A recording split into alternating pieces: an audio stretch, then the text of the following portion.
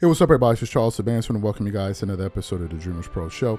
We cover everything from sports, hot topics, classic debates, entertainment, and we give you guys a fresh perspective on things and how we see them. And today we have probably one of the most ridiculous shows we have ever produced in the history of this channel. Before we even get into it, please make sure you like the video and sub to the channel. Also, excuse the noise in the background. They're doing some construction work, so if you hear some noise, they're doing some construction work and I can't control that. Anyway, let me get into this topic here. Yesterday, I was sitting there minding my business.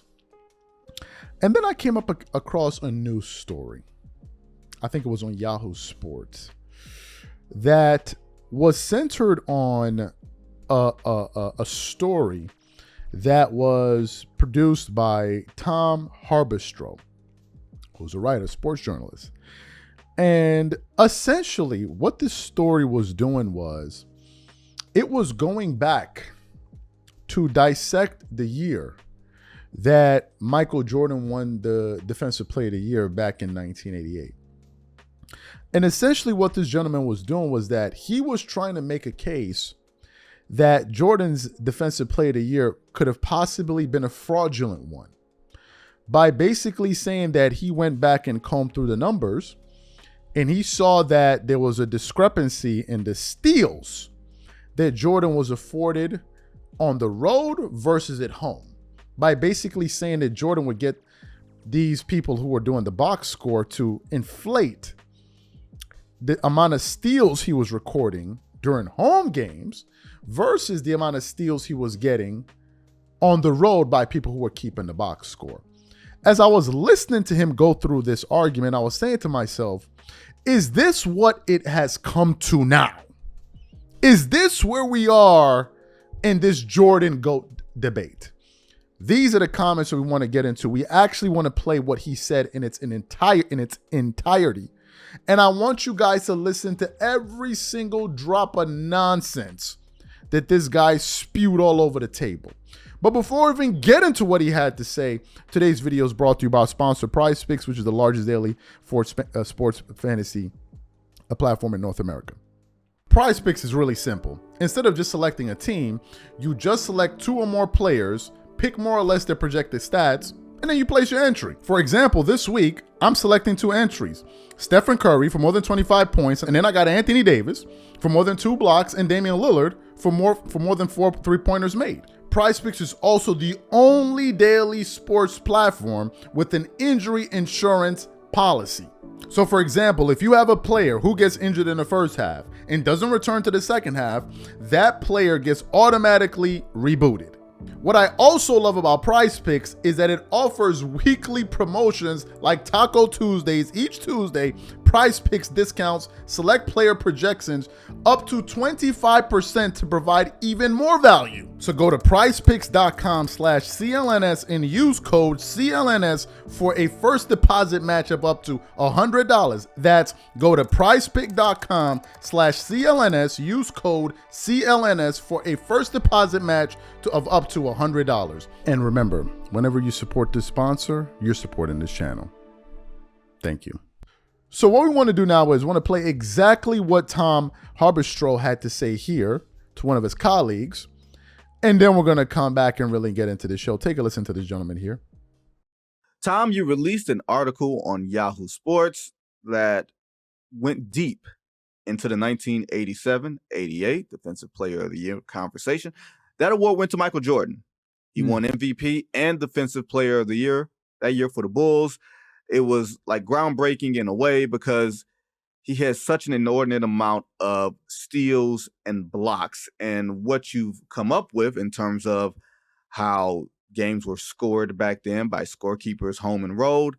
What it seems that there was an inordinate difference, a vast difference between steals and blocks at home and steals and blocks on the road. So before we even get to that, what was the impetus for this piece? Yeah, this isn't just I'm doing a drive-by on Michael Jordan's career. That is not what I'm doing here. I was fascinated by the Jaren Jackson story last year. Do you remember that Jaren Jackson story that came up? Man, it was gone before it even arrived. It was a Reddit poster was accusing Jaren Jackson Jr. of being the beneficiary of home-cooked stats. Basically, his Defensive Player of the Year candidacy was invalid because he had huge home road discrepancies, and that the Memphis Grizzlies stat keeper was basically gifting him blocks and steals, and basically his candidacy was fraud. That turned out to be a false alarm, and that story fizzled in record time, because today we have the ability, Vinny, to look at all the blocks within like 10 seconds. We can pull up the video, whether it's Synergy or Second Spectrum or on NBA.com, and watch them in like an hour. And people like Kevin O'Connor, there were national analysts that within that hours of that story breaking, we could actually truth squad that story. But 1988, if we look at the home road discrepancy between Michael Jordan's block and steal rates at the home arena at Chicago Stadium versus on the road, it is the largest gap of any Defensive Player of the Year award winner in NBA history. So since 1983, when the Defensive Player of the Year award was initially handed out, I looked at home road splits, blocks and steals, because those things are highly influenced by the home stat keeper. And it is I guess you would say a subjective stat, is when there's a loose ball, when a guy tips a ball and then another guy recovers it, who do you give the steal to? It's not totally clear in the rule book. And a lot of times the star player will get the benefit of the doubt there. And Michael Jordan's 88 season had the largest gap between the home rate and the road rate. And all of that is like, cool. Like that might be just statistical circumstance. But then I talked to a stat keeper for Pablo Torre Finds Out, the show over on Meadowlark Media. With Pablo Torre, I reported out a story with a former stat keeper with the Grizzlies. And in the late 90s, with the Vancouver Grizzlies as the expansion team, he admitted to inflating home stats for the Vancouver Grizzlies. This is the Bryant Reeves Big Country Vancouver Grizzlies. This is the Sharif Abdul-Rahim Vancouver Grizzlies. And he said on the record that it was part of the league culture. That he went to a stat keeping convention in Detroit and they all got together, and he came away from that meeting understanding that there was the power of the star treatment. And so he felt like, I can do this. I can give the benefit of the doubt to Sharif Abdul-Rahim, whose home road splits were crazy in the blocks and steal columns. And so we had a stat keeper was like, yeah, homer bias, it's a real thing. And then you see Michael Jordan's crazy home road splits in the blocks and steals column for that year. And so I started digging, and that's how I got onto this journey of investigating the 88 depoy that I think, you tell me, I think would be like the most important Defensive Player of the Year in NBA history. Is it not? I guess, is it under the premise that that is the thing that Michael Jordan has that LeBron James does not? Or Kareem? Or Kobe? Or Wilt? Or you name it. Like the GOAT conversation is going to start with Michael Jordan about 6-0. Like if you go with the GOAT conversation about Michael Jordan, you can talk about his scoring titles, fine. You can talk about his all defense teams, fine. It's going to start with 6-0. But right behind that, you hear it from Stephen A. or Jalen Rose or whomever, is LeBron James doesn't have a Defensive Player of the Year award. Michael Jordan does. And so when we look at it through the prism of the differentiator in the GOAT conversation, or just in the ad nauseum, breathless debate about who's the greatest of all time, in that conversation is that 88 Defensive Player of the Year. And so that's why I think it is a huge award given out to Michael Jordan.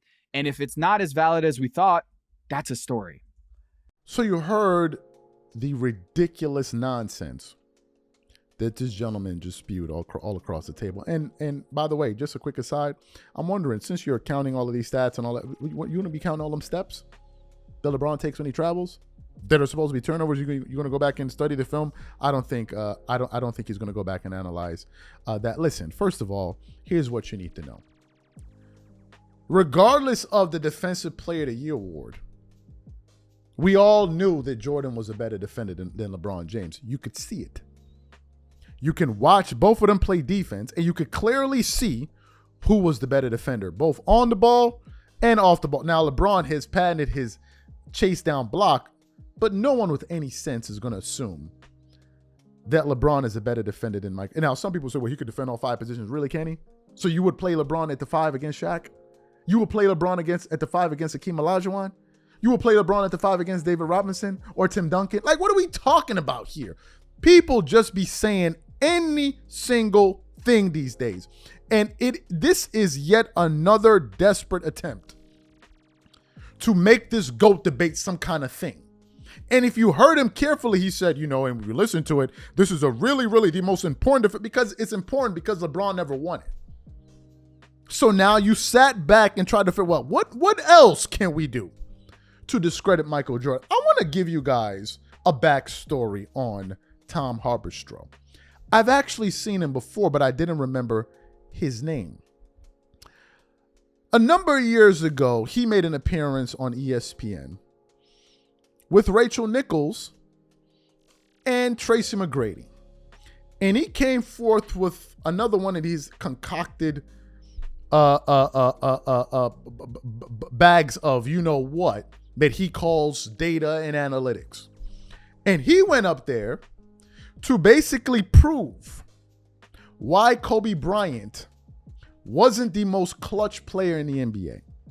But in the process of him trying to do that, Tracy McGrady ends up calling him out on his nonsense, and the guy ends up putting his foot in his own mouth by the end of the audio. What we want to do is I want you guys to listen to an audio of him here getting exposed by Tracy McGrady for his insane Kobe Bryant take. Take a listen to Tom Haberstroh here, please. Myth number 1 is that Kobe is the most clutch player of his generation. And we had this discussion yesterday, right? Mm-hmm. Which guy would you like all time to take the last shot if you had only just 5 seconds left? T-Mac, you thought it was disrespectful not to include Kobe in that, but Tom is about to get even more disrespectful. Kobe stands, you need to sit down and listen to these facts only. We have a great chart here. Best field goal percentage on game-tying go-ahead shots. The league average is 27. The league average is 23%. Kobe Bryant right above the league average at 27. Then you got Dirk Nowitzki right there at 34%. Kobe Bryant is a shot taker in the clutch, not a shot maker. He has over 1,000 clutch misses in his career. At you right now. And Dirk Nowitzki has only 730. Are you arguing Rudy Gay is the most clutch player in the NBA? That's what I'm about to say. No. Yes. I'm just saying this is evidence that Dirk Nowitzki is more clutch than Kobe Bryant. Why didn't you say Rudy Gay? Rudy Gay is number 1 on your list. So say Rudy Gay is more clutch than Kobe Bryant. Tom, state that right now, right here on the jump, in front of everybody. Including Kobe Bryant. I'm not going to go there. It's so just one. Men lie, women lie. Numbers lie. Your numbers are lying right now to us. So, but the player experience, and we always talk about this with analytics, that there's the eye test. Players clear out for Kobe They're in those scared clutch of him moments, right? At that moment. You think players are going to be scared of Rudy Gay? Maybe. No, I'm not saying Rudy Gay, man. Not to take anything from Rudy Gay. You're hung up on Rudy Gay. My point is that Kobe is not the most clutch player of his generation. This is just one piece of evidence that Dirk Nowitzki, the guy who's already won a championship, who didn't have Shaq on his team throughout his career. Rudy Gay? He keeps saying Dirk Nowitzki. You have number 1 on your list, Rudy Gay, at 45%. So, Tom, I'm just going to ask you this. You're going to take Dirk Nowitzki and Rudy Gay over Kobe Bryant. So you heard what he had to say. You heard what he had to say, right? I mean, y'all heard what he had to say. He in that soundbite was trying to say that Dirk was more clutch than Kobe. But then his graphic also showed, which we showed you, that he was saying Rudy Gay is more clutch than Dirk Nowitzki and Kobe Bryant. And when he was pressed on it, he was like, well, no, that's not what I'm saying. It's like, no, that's exactly what the report that you put forth was saying. And he refused, because then he realized it sounded ridiculous to say Rudy Gay is more clutch than Dirk Nowitzki or Kobe. He knew he couldn't say that, but he used the same metrics to say that Dirk was more clutch than Kobe. So it means that Your report was only meant to serve a particular agenda, which was prove that Kobe wasn't the most clutch player. That was it. But when they now try to scrutinize his report, he ran for the hills. This is who we're taking seriously to now go back and analyze steals from Michael Jordan. This is the person we're supposed to be taking seriously. Let me get back to that segment, his argument about the 88 Defensive Player of the Year. That year, Michael Jordan averaged 3.2 steals a year. You're like, that's insane. That's absolutely insane. But the year before that, he averaged 2.9 steals a game. The year after 88, he averaged 2.9 steals a game. In the following 2 seasons, he averaged at least 2.7 steals per game. So the question is, why didn't you do the research on those years? Why didn't you go back and look at all of the footage and check the box scores of all of those years? The answer is very simple as to why this gentleman didn't do that. He didn't do that because Jordan didn't win the Defensive Player of the Year those years. He only chose 88 because it was something that Michael Jordan had that LeBron didn't have. So therefore, if he could go and take away or discredit or taint something that MJ has over LeBron, then he can say, well, you see, they aren't really that far apart. MJ's career is fabricated. And he's not really that's the seed this gentleman was trying to plant. But here's his problem. If you remove the Defensive Player of the Year and say Jordan never won it, there are an inordinate amount of things that Jordan has done that LeBron could never dream of. And that's the problem. That's where you still look. Any angle I've said it before and I'm going to say it again. This GOAT debate is made up of smoke and mirror. It's a media invention. And you have certain people out there that are affiliated to Clutch Sports to go out there and propagate this nonsense.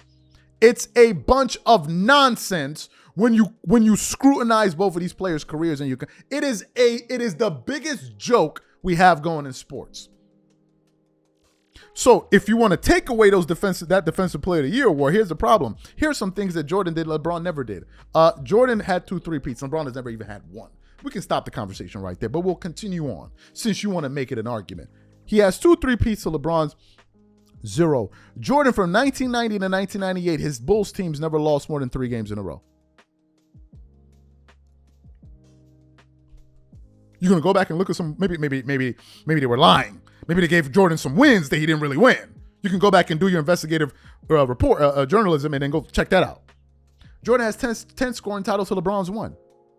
Jordan has 9 all-first defensive teams to LeBron's 5. Jordan has the highest regular season scoring average, the highest player scoring average. He holds a record for the most points scored in a playoff run. He also had a year when he won the MVP, the regular season MVP, the finals MVP, the scoring title, the all-first defensive team, the all-star game MVP in multiple seasons. LeBron, I think, has only done that 1 time. So your argument is lame at best. At the very best, your argument is lame at best. That's the real story here.